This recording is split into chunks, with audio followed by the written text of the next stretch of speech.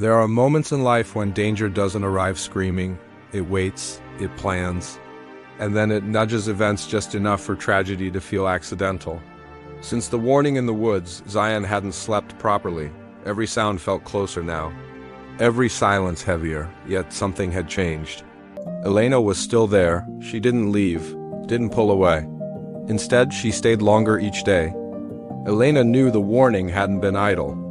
Whatever the shadows had planned was moving closer, faster than it should.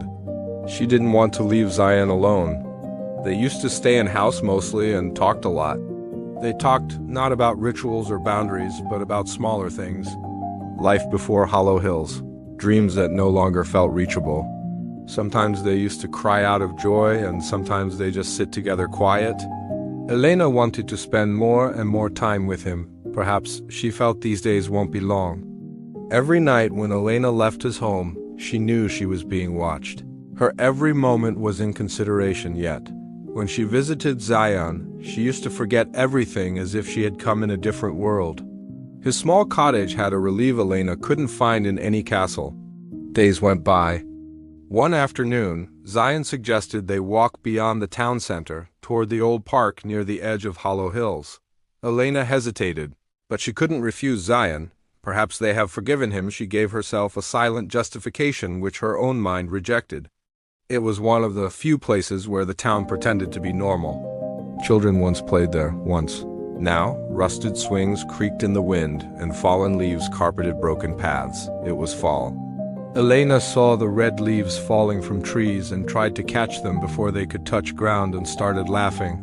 Zayan was smiling too, not at the falling leaves, but at the Elena who was playing cheerfully as if she was a young girl of junior school. Zayan kept watching her and smiling. It was first time Zayan had noticed Elena intentionally. Her white teeth when she smiled. Her long brown hair spread in air when she jumped, but aligned smoothly as soon she lands. She could be a supermodel or heroine in Hollywood. Perhaps Elena noticed him, so she looked in his eyes. They both looked at each other and both started playing. The sun was setting and the sky was getting dark. They sat on a cold wooden bench, close enough that Zayan could feel her warmth. "You ever think about leaving?" he asked. Elena hesitated. "Every day," she said. "Do you?" Zayan looked towards the setting sun. "Not without Kate," Zayan said in the same determination Elena was afraid of. Elena turned toward him. For a moment, she forgot everything else. The reports, the watchers, the rules. She only saw a man who had lost everything and was still standing. Something fragile settled between them, unspoken, dangerous. That evening, Zayan offered to walk her home. The sky had darkened early, clouds hanging low like a threat. As they walked along the narrow road cutting through the trees, Elena felt it again, that sense of being watched.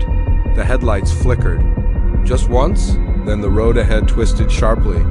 Zayan never saw the vehicle coming.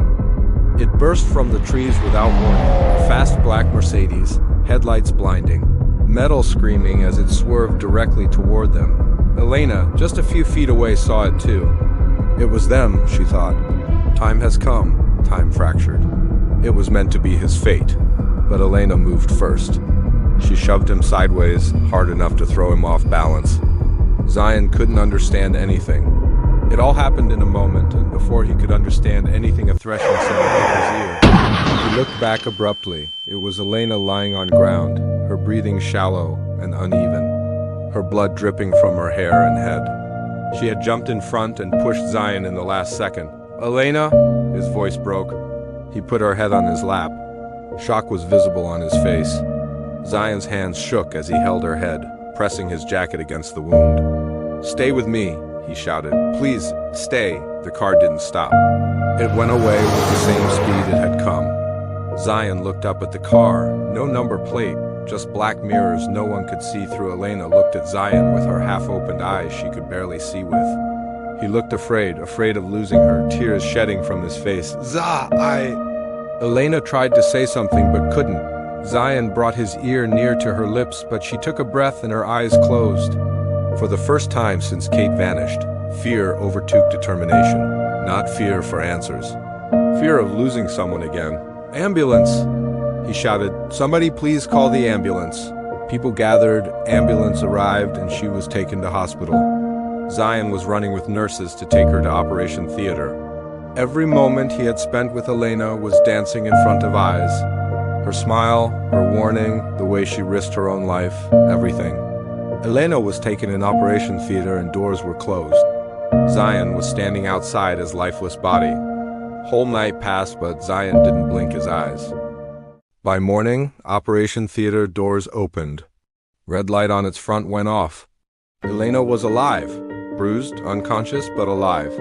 The doctor called it a charisma that she was still alive. Zayan rushed in and stood beside her hospital bed, watching her breathe, replaying the moment again and again. She had jumped in front of fate.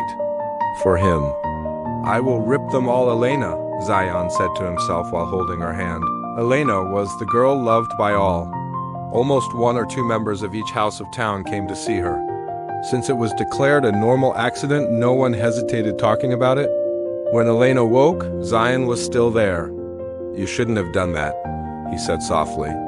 She tried to smile. "Guess I'm bad at stepping aside," their eyes held. Something shifted, not hope, not relief. Something deeper. Later that night, Elena lay awake alone, staring at the ceiling. She knew the truth. The crash hadn't been random. It was a warning, and she had failed it. A chill crept down her spine as the realization settled in. She had shown sympathy. And in Hollow Hills, sympathy always carried a cost. Outside her window, the town rested in its usual calm. Streets quiet, lights dim, secrets undisturbed. Somewhere beyond the trees, something was already adjusting. The punishment hadn't arrived yet, but it was certain. When Elena finally returned to the woods weeks later, her steps were slower, careful. The clearing felt colder than she remembered. "I saved him," she said into the darkness. Her voice trembled. "I couldn't let it happen." The presence answered, calm, deliberate. "Your father, Elena," her breath caught and eyes widened. The world seemed to narrow. "You chose someone else," the voice continued, perhaps. "You no longer value what was given to you." Her chest tightened. Panic surged. "Nitrogen monoxide," she screamed. "Please, not my father. Forgive me. No." "Dad," the silence returned. Not in mercy, but in decision.